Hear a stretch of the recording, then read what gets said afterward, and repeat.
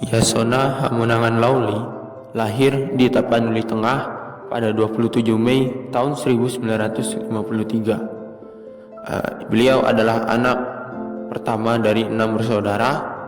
Ayahnya bekerja sebagai seorang polisi dan ibunya sebagai seorang rumah tangga. Beliau menempuh pendidikan sekolah dasar di SD Katolik Sibolga tahun 1965, SMP Negeri 1 Sibolga tahun 1968, SMA Katolik Sibolga tahun 1971. Kemudian beliau melanjutkan studi S1 di Fakultas Hukum Universitas Sumatera Utara pada tahun 1978. Untuk program magisternya beliau melanjutkannya di luar negeri, yaitu di Virginia Commonwealth University tahun 1986. Kemudian untuk gelar doktor PhD-nya di North Carolina University tahun 1994. Nah, pada kesempatan kali ini Pak Yasona Hamonangan Lauli kami jadikan sebagai role model nilai-nilai berakhlak. Nilai-nilai berakhlak terdiri dari berorientasi pelayanan, akuntabel, kompeten, harmonis, loyal, adaptif, dan juga kolaboratif. Nah, mari kita simak bersama-sama nilai-nilai berakhlak yang ada pada diri Pak Yasona Hamonangan Lauli. Menteri Hukum dan HAM Republik Indonesia, Bapak Yasona Hamonangan Lauli, wujud nyata berorientasi pelayanan. Beliau selalu memimpin dan menghadiri apel dalam rangka pembangunan zona integritas menuju wilayah bebas korupsi dan wilayah birokrasi bersih dan melayani. Mengeluarkan peraturan menteri sesuai keadaan terbaru seperti yang ada di lapas, meniadakan kunjungan keluarga dan membuka layanan video call untuk mengurangi penularan COVID-19.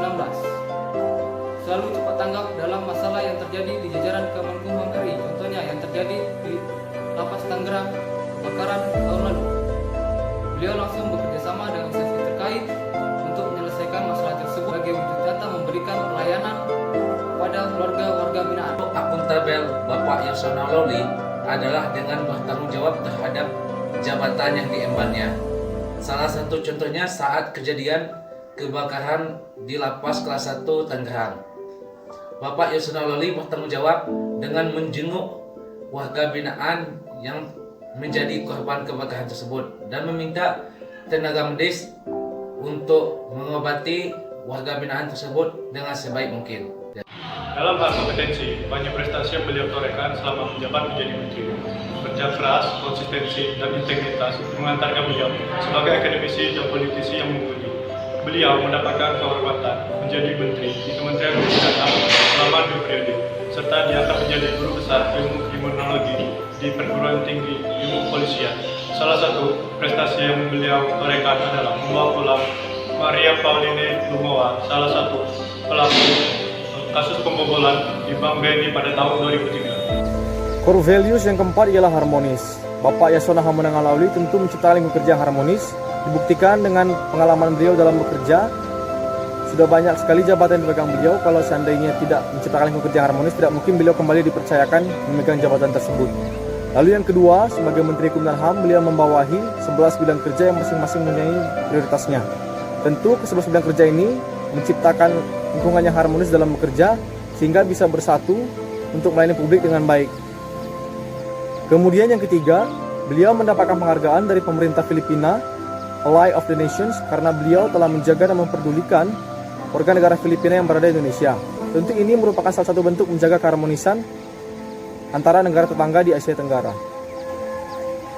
Bentuk loyalitas Bapak Yasona Lauli adalah dengan setia kepada pemerintah dan negara Republik Indonesia.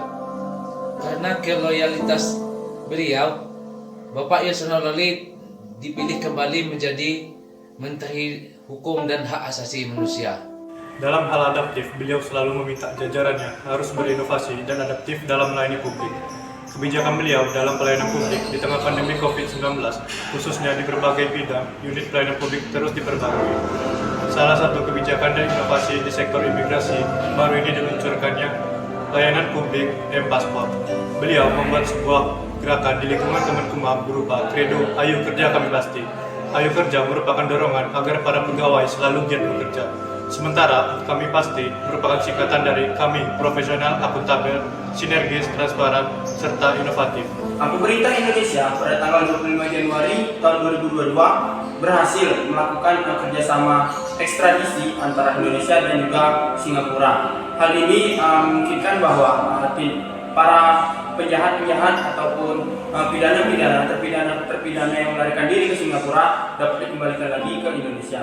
Nah, perjanjian ekstradisi ini tidak lepas daripada peran dari Bapak Yasona Hamonangan Lauli sebagai Menteri Hukum dan HAM, karena berkat demi Allah kerjasama ini dapat terjadi. Nah, itulah nilai kolaboratif yang telah digambarkan oleh Bapak Yasona Hamonangan Lauli, yaitu melakukan kolaborasi dengan berbagai pihak demi mewujudkan kesejahteraan dan juga kemajuan daripada instansi dan juga birokrasi pemerintahan Indonesia. Terima kasih.